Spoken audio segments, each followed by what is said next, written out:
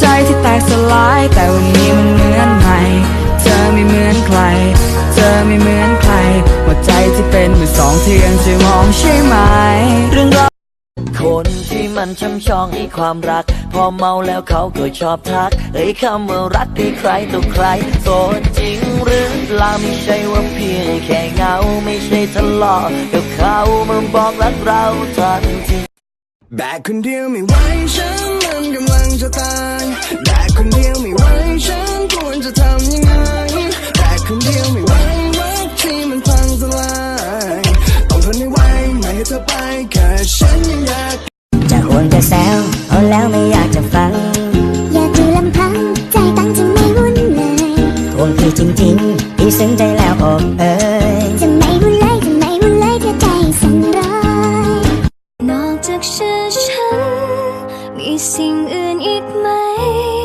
ที่เธอยังใส่ใจและพอจำมันได้อยู่นอกจากชื่อฉันมีสิ่งอื่นอีกไหมที่เธอยังใส่ใจและพอจำมันได้อยู่บอกว่าผมลีลาไม่มันแต่ยังไม่เคยได้ลองกับเขาเอาดีเหมือนกันถ้าเจอฉันเธอไม่ต้องมองอย่าบอกรักใจเธอรู้ดีกับฉันทำพูดของจองสิ่งใดที่เธอต้อง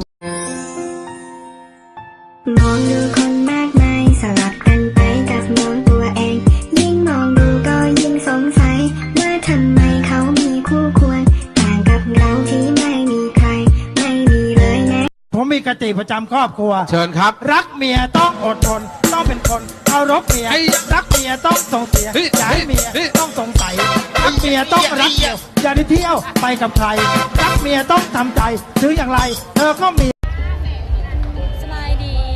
มื้อนี้มาเลาะบุญฮัดหลวงมาเลาะให้ฮู้กับสาวกี้นี่มื้อสุดท้ายเนาะก็เลยว่าพากันมาเลาะฮู้ได้ฮู้จักอันนึงนี่นะหายร้อยฮู้ได้ฮู้ไปดิ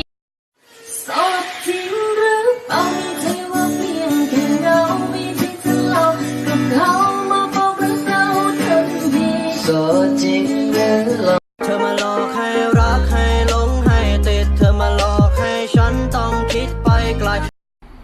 นี่เธอนั่นแหละขออะไรอย่างดิขอเป็นแฟนกับเธอได้ปะ